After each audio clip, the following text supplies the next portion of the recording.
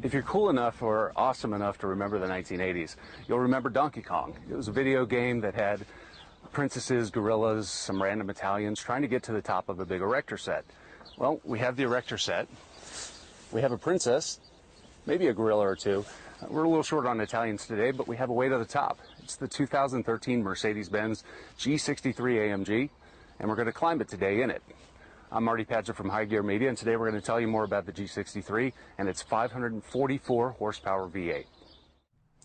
We're in the alpine town of La Clusaz, France, that didn't win the Winter Olympics when it bid, but it's surrounded by towns that did. Yes, it's awkward, but somehow they've managed to muddle through. Now on this trip we won't spend any time with the carryover G550, 388 horsepower. We've driven that version before. We won't be spending any time with the G65 either, though we would dearly love to since it has 12 cylinders, twin turbos, and 612 horsepower. We'll get the 544 horsepower twin turbo V8 instead.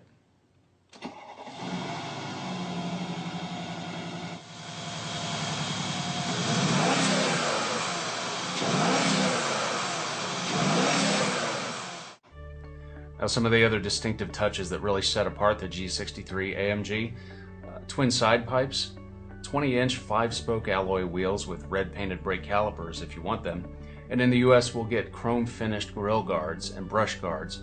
We'll also get turn signal cages for, well, just a little bit butcher look, as if it needed it.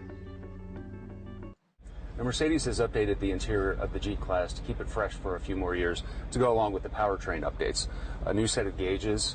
There's a bigger LCD screen so that the command system has a sharper interface. They've also updated the center stack, the AMG shifter for the 7-speed automatic. But if you want a cup holder, you're going to have to use something that's a little more impromptu.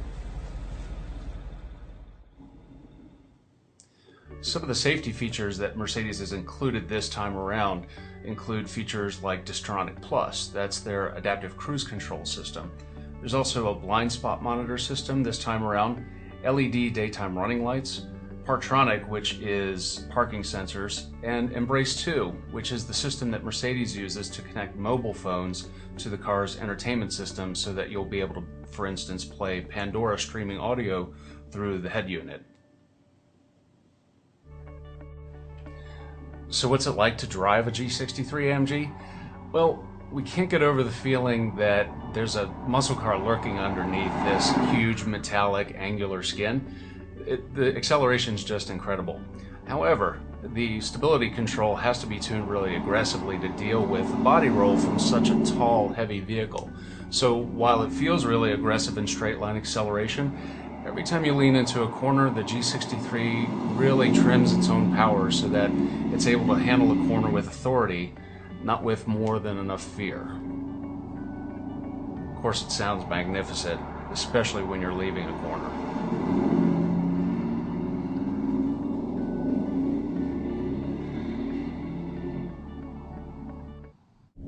Of course, the G-Wagon was originally built as a military vehicle, so off-road prowess is a given. Four-wheel drive is standard, and on light off-roading like this, just on gravel or light mud, you don't even need to engage the differentials. Whether it's the 18-inch wheels of the base version or even the 20-inch wheels on the AMG version, the G-Wagon has plenty of wheel travel and has plenty of traction to be able to handle this kind of basic light off-roading that would scare most any crossover vehicle right off the path.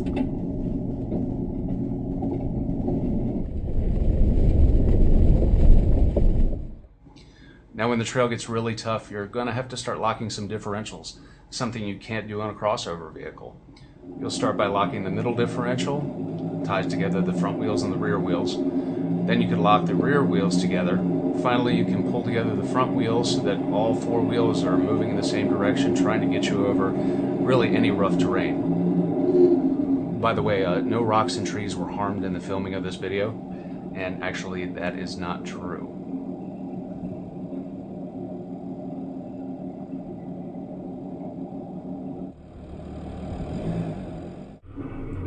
Of course, the ultimate test we have today is the Schöckel. Now, if you can pronounce that, you probably already know that the Schöckel is a trail that's near the G-Class's home factory It's a Magnasteyr plant where it's been built for 30 years outside of Graz, Austria.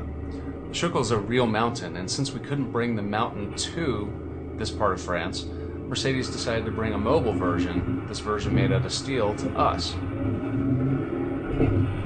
Now, after a 10-minute warm-up, the G-Class is ready to start climbing. We've engaged some of the differentials and turned off some of the stability controls so that we can get a little wheel slip.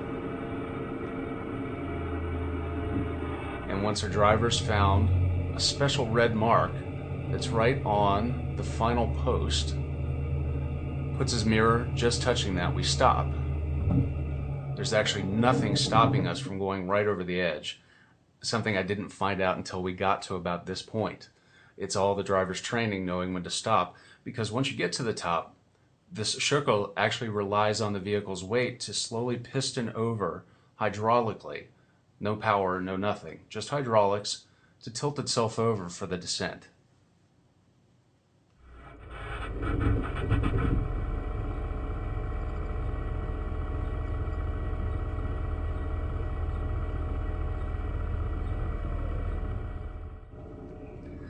Now, because the G-Wagen doesn't have some of the fancy electronics like some other vehicles do for terrain response, terrain control, terrain management, you can get into some exotic off-road driving techniques like left-footed braking.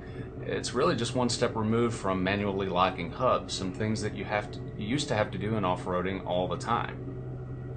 Of course, today we're not so much worried about that as rolling off the side.